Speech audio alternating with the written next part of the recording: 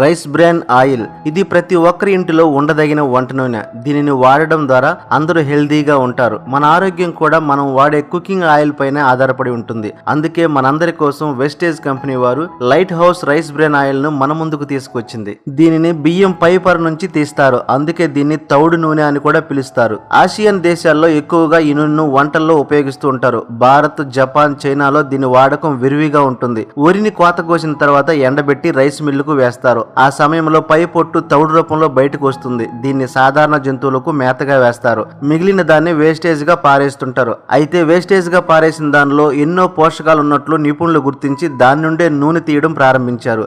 ఈ నూనె ఆరోగ్యానికి మేలు చేస్తుందని కూడా గుర్తించారు.